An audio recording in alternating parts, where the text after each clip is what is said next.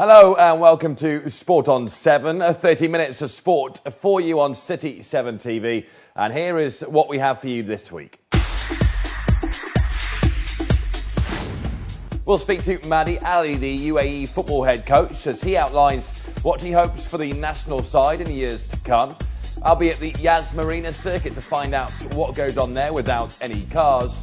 Chris McCarty will be with me talking local sport, and we'll go inside once more to the British and Irish Lions camp. Hello, I'm Tom Bushell. Thanks for having Sport on 7 on this week. Plenty to come, but let's start with Madi Ali, the UAE football head coach, has seen his side power their way up the FIFA rankings since he took charge last summer. The side have, of course, won the Gulf Cup of Nations and have started their Asian Cup campaign with 2 wins out of 2. I spoke to Madi Ali this week about the future of UAE football. Madi Ali, thanks for speaking to me. Nice day for you here at Audi. Of course, a new ambassador as well, which is good because they're very involved in local sport, aren't they? I think Audi is one of the big trademark in the cars factory, and it's a pleasure for me and honor to be ambassador for Audi. Especially they are involved in sport, and where they are covering a lot of events here in UAE. And it's honor for me to be a part of this partnership. Let's talk about the national side. I mean, since the Olympics, the world now knows how good this young set of players that you have at your disposal are. Omar Abdulrahman is one of those. It looks like he will go to Europe at some point. Can you see a specific country in Europe which would be best suited to his game? Spain, England, Germany? I think every country, they have their rules and regulation for any professional player to play in their league. For example, in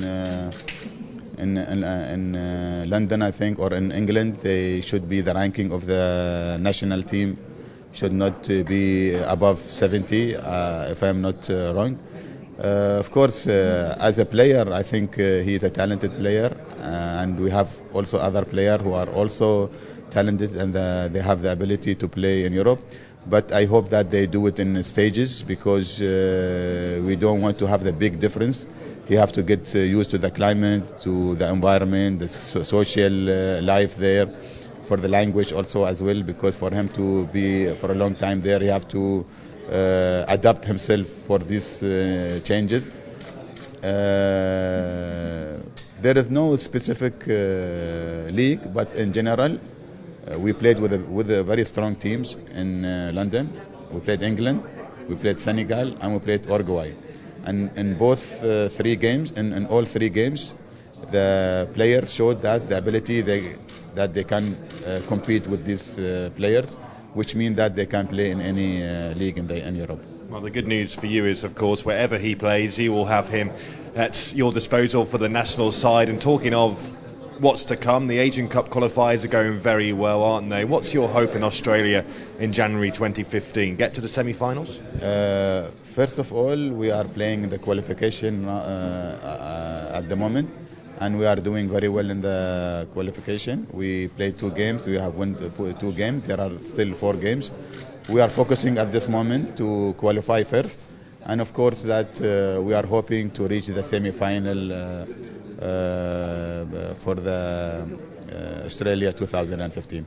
Of course, after that it would be Russia 2018. The last time the UAE were at a World Cup was 1990. Can Russia be the next one? Our big goals after the Asian Cup, it will be the 2018 in Russia World Cup. We were not lucky to be part of 2014, and we will work very hard for this big objective, because since 1990 the UAE was his first time to qualify in World Cup. We hope that this will be the second time.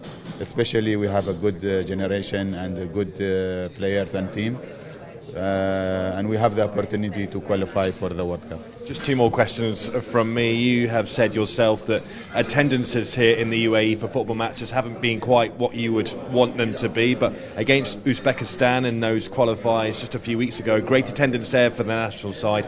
Do you hope that that can remain and people will still come and watch the UAE play? I think for the past, since we started with the national team in August, things have been changed a lot, especially for the fans.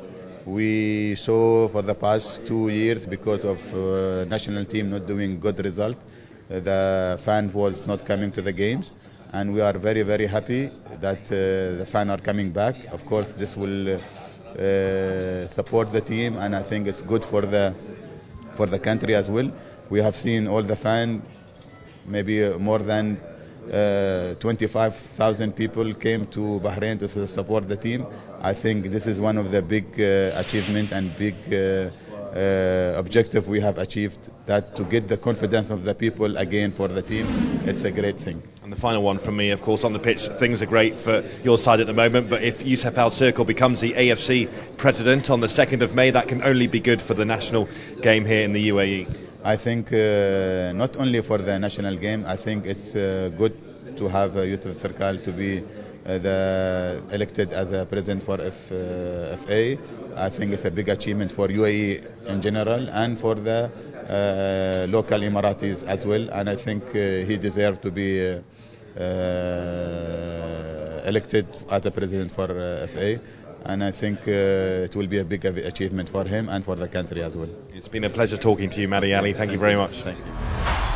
Great to catch up with Mady Ali there. A great start to 2013. Now, as this is the week that the British and Irish Lions squad has been announced for the upcoming summer tour, we are very much looking forward to a huge summer of action down under. The Lions will be playing 3 tests in Australia, but what is it the Wallabies can do to unsettle the Lions? Former Wallabies star Rod Caver shares some of the secrets used in the past.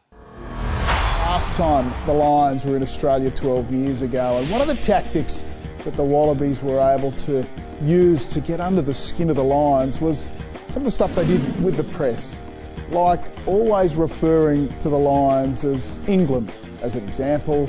You know, we're looking forward to playing the Lions and it's English team that we're coming up against, and you know, we're wondering how many English players will be in the side. A little bit of a tactic to try to unsettle the Lions, and I wonder whether Robbie Deans has similar tactics. Scott Johnson, current Scottish coach, was very important in the last series. Rod McQueen set him across for the first 3 tour matches as the 45-year-old 100-kilo ball boy, with a view of just recording line-out calls, watching the pattern of play for all of the Lions.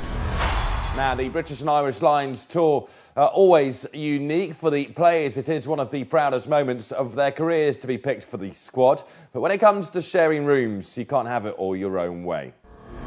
1968, because of what happened in the past, we were asked to share rooms with somebody from another country. You weren't allowed to share a room with your own countrymen, because it felt that that was one way of bonding, of getting together and getting a sense of camaraderie. Donny Weir's a nice man. I roomed with him. He was a nice guy. Nick Popperwell roomed with him, I think. Couldn't understand him mainly, but you know, that was probably best of both parties. A couple of the Irish boys were quite good roommates, because they'd be in the room most of the day and they were out most of the night. Tom Smith was always the worst. I never roomed with Tom Smith on those 2 tours, but he had a bit of a sleepwalking thing going on, which was not great. People used to wake up with him stood above you. It's much easier to say who the worst roommate I shared with, and that was undoubtedly Gordon Brown. Broom from Troon was probably the worst snorer that I ever come across, and eventually in 1971 he was moved to his own room, because anybody who actually slept with Gordon, or slept in the same room as Gordon, I should say, certainly complained bitterly the following morning, because he used to make the most horrible noise. Bruni could snore like no other person on this planet, and you were destined to sleep in the bath if you shared a room with Bruni. It's wonderful to think that 30, 40 years later, you're still friends, you still keep in touch with those people. So the summer of 2013 is set to be a huge one for rugby fans. We'll hear from Brian O'Driscoll next week on the show. Still lots to get through on Sport on 7 this week, though. We'll be finding out what you can do at the Yas Marina circuit without cars next. Stay with us.